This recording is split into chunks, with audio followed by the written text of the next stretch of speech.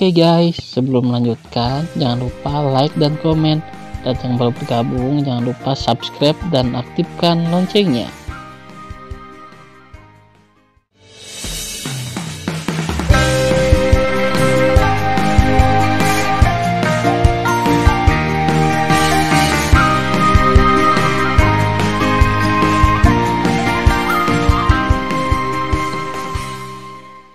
Episode 452. Melanjutkan cerita sebelumnya. Tan Yun, dinasti Namong penuh dengan ahli. Jangan impulsif. Namong Yukin berkata dengan cemas, asalkan kamu menyelamatkan kakek dan dua pamanku dan membawaku pergi. Adapun kebencian lainnya, belum terlambat untuk membalasnya ketika kita kuat. Tan Yun memegang pipi Namong Yukin dengan kedua tangannya dan berkata, permaisuri Namong sangat kejam padamu, ayahmu seperti binatang, dia menutup mata. Aku tidak tahan dengan kebencian ini. Jangan khawatir, meskipun aku sekarang adalah tingkat 8 alam ilahi, bahkan jika aku bertarung dengan orang kuat di tingkat 3 domain ilahi aku tidak akan kalah. Selain itu, ada keratua yang akan membantuku. Jangan khawatir, sekarang beritahu aku berapa banyak ahli di tingkat domain ilahi yang ada di dinasti suci Namong. Namong Yukin mengangguk dan berkata dengan jujur, di antara tamu-tamu terhormat yang saya kenal adalah tuan dari Sekte Abadi-Abadi, Ru Yan Wuji. Dia adalah tingkat pertama domain ilahi, dan 3 leluhur dari Sekte Abadi-Abadi. Salah satu dari mereka tingkat 2 dan 3 domain ilahi. Adapun leluhur tertinggi Ru Yan Wuji, Ru Yan Gaoxian, itu adalah tingkat 7 domain ilahi. Ada juga Si Bangtian, ayah dari Si Wan Ruo, pemimpin klan Si, di tingkat 6 domain ilahi, dan ibunya dikatakan sebagai tingkat kelima domain ilahi. Ada juga 6 tetua klan Si, 3 diantaranya tingkat 3 domain ilahi, dan 3 tingkatan pertama domain ilahi. Penatua tertinggi dari penegakan hukum Istana Peri Abadi adalah tingkat 3 domain ilahi. Selain orang-orang ini, Kaisar Namong adalah tingkat 2 domain ilahi, dan Marsekal Besar Dongping, Marsekal Agung Nanding dan Marsekal Besar Shizhen adalah tingkat 3 domain ilahi. Marsekal Agung yang paling kuat dari ekspedisi utara adalah tingkat 4 domain ilahi. Selain itu, saya tidak tahu apakah ada yang kuat lainnya di dinasti suci Namong. Mendengar pidato itu, Tan Yun merasakan butiran keringat halus di dahinya. Dia takut untuk sementara waktu. Pikiran pertamanya adalah bahwa Huangfu Shengzong belum pernah dihancurkan sebelumnya. Itu adalah keajaiban. Pada saat yang sama, Tan Yun menebak bahwa itu pasti mata-mata dari pasukan utama yang bersembunyi di Huangfu Shengzong sebelumnya. Dia tidak mengetahui apakah Huangfu Shengzong memiliki orang kuat di domain ilahi, jadi mereka tidak berani melakukannya. Jika Sekte Abadi-Abadi, Istana Peri Abadi, dan pasukan lainnya tahu bahwa Huangfu Shengzong hanya Yuan Jinglun yang menjadi tingkat pertama domain ilahi, saya khawatir pasukan ini sudah mulai melawan Huangfu Shengzong dari dulu. Selain takut, Tan Yun terlihat lebih serius dari sebelumnya. Tan Yun tidak menyangka ada begitu banyak ahli di kota kekaisaran sekarang. Namong Yukin melihat tatapan Tan Yun di matanya dan berkata dengan cemas, Tan Yun, kakekku dan dua pamanku, aku tidak tahu di mana mereka dikunci oleh Duan Changtian. Berjanjilah padaku bahwa kamu akan lari bersamaku setelah kamu menyelamatkan mereka. Jangan ambil risiko. Aku benar-benar takut kehilanganmu. Tan Yun memeluk Namong Yukin di tangannya. Ada kilatan dingin di mata bintangnya dan berkata dengan suara, jangan khawatir, saya tahu bagaimana melakukannya. Suara Tan Yun tidak jatuh.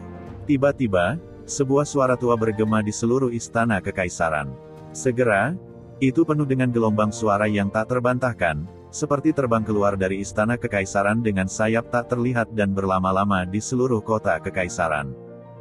Saya mendapat perintah dari raja. Karena semua tamu terhormat telah memasuki kota, gerbang kota kekaisaran ditutup sekarang. Gerbang tidak akan dibuka dalam 3 hari ke depan.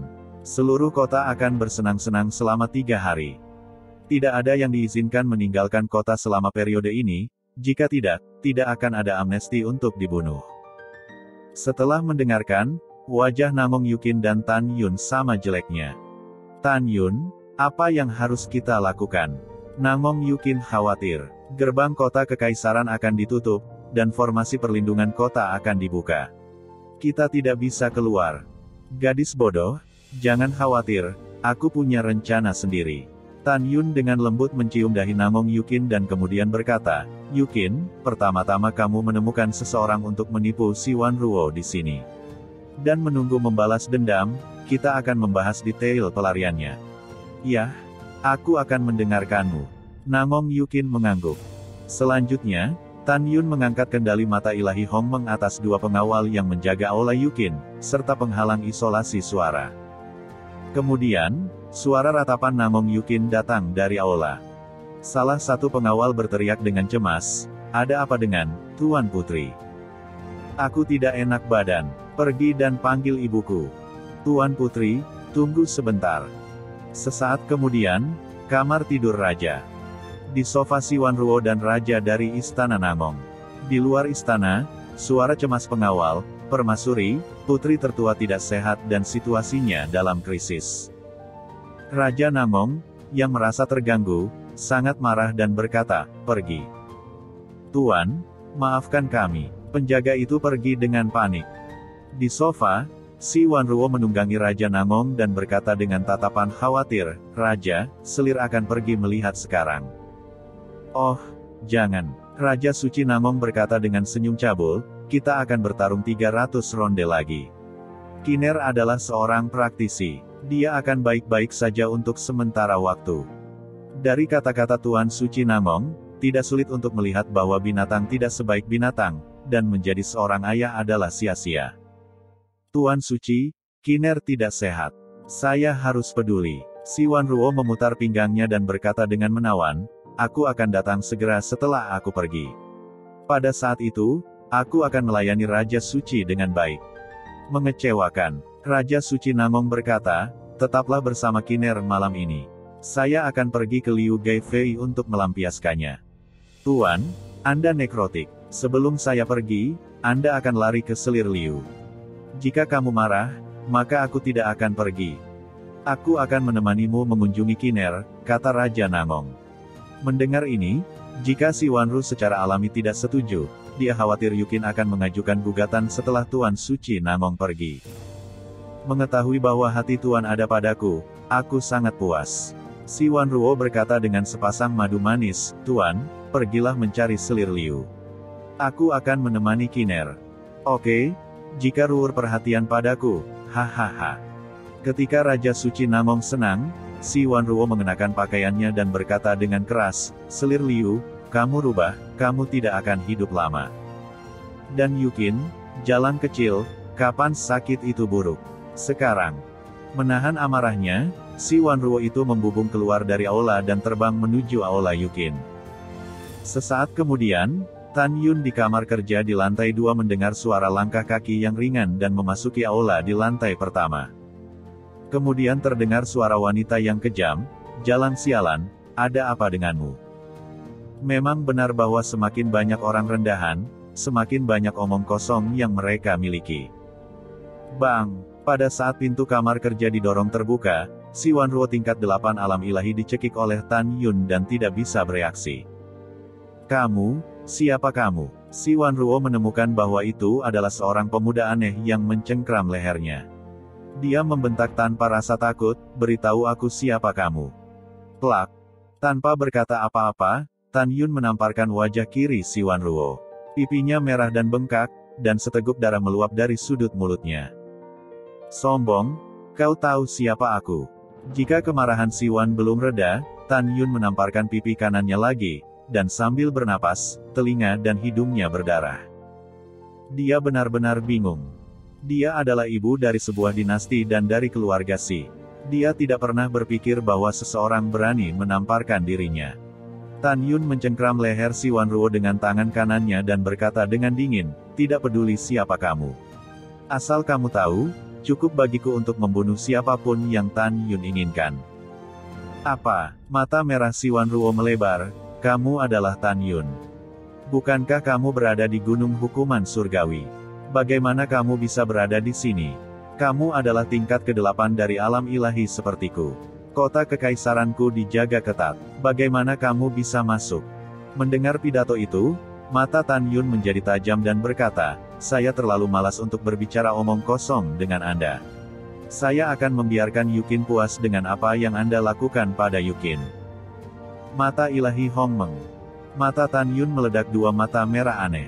Tiba-tiba, si Wanruo tampak kusam. Berikan penawarnya pada Yukin. Dengan suara Tan Yun yang tak terbantahkan, si Wanruo segera mengambil penawarnya dari cincin langit dan bumi. Setelah mengambil penawarnya, Namong Yukin segera memulihkan kekuatannya di tingkat 4 alam ilahi. Saya akan membunuh kamu. Namong Yukin memikirkan ibu, nenek, paman, dan paman keduanya yang sudah meninggal. Matanya yang indah merah dan mengeluarkan pedang terbang, dia akan membunuh si Wanruo.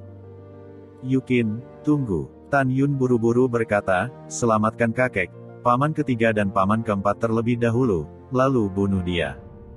Yah, kamu benar. Namong Yukin menahan dorongan untuk merobek si Wanruo dan mengangguk sambil menangis. Kemudian, Tan Yun mengetahui dari si Wanruo bahwa orang-orang dikurung di ruang bawah tanah pribadi si Wanruo, di mana Duan Changtian, tingkat kesempurnaan agung alam ilahi sedang menjaga. Pergi, bawa aku, perintah Tan Yun. Kemudian, Tan Yun sekali lagi tampak seperti berusia 60 tahun dengan alis emas dan kumis emas. Dia dengan hormat mengikuti si Wanruo, meninggalkan Aula Yukin dan terbang di udara. Setelah beberapa saat, Tan Yun mengikuti si Wanruo ke ruang bawah tanahnya. Dalam perjalanan, beberapa pengawal menemukan bahwa pipi si Wanruo merah dan bengkak. Mereka pikir itu diberikan oleh raja. Karena itu, tidak ada yang berani memeriksanya. Tentu saja, mereka tidak memiliki kualifikasi dan keberanian untuk bertanya. Setelah memasuki ruang bawah tanah yang gelap dan lembab, Duan Changtian mengerutkan kening. Nona, siapa yang memukulmu? Tentu saja itu Lao Su. Sebelum ejekan itu jatuh, Tan Yun telah muncul di samping Duan Changtian, kaki kanannya menendang lutut Duan Changtian seperti kilat. Klik, klik. Darah memercik dan tunggul terbang ke samping. Lutut Duan Changtian patah. Tubuhnya baru saja ditendang 3 kaki di udara. Sosok Tan Yun melintas di dekat tubuhnya. Tangan kirinya tiba-tiba menjepit leher Duan Changtian dan tangan kanannya meraih pergelangan tangan kirinya. Menusuk.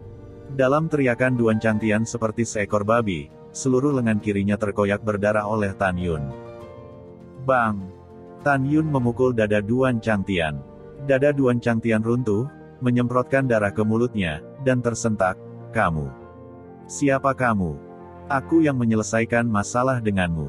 Tan Yun mengeluarkan menara suci yang indah dan menutup Duan Changtian di lantai pertama.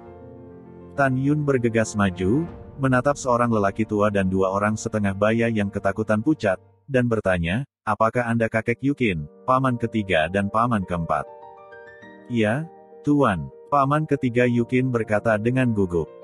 Jangan takut, aku di sini untuk menyelamatkanmu. Aku akan membicarakan apapun nanti. Setelah Tan Yun selesai berbicara, mereka bertiga memasuki menara suci lantai 2. Selanjutnya, Tan Yun mengambil menara suci ke dalam alisnya dan mengikuti si Wanruo kembali ke Aula Yukin. Di kamar kerja lantai 2, Tan Yun mengeluarkan menara suci terbaik yang indah dan membawa Yukin ke menara di lantai 2.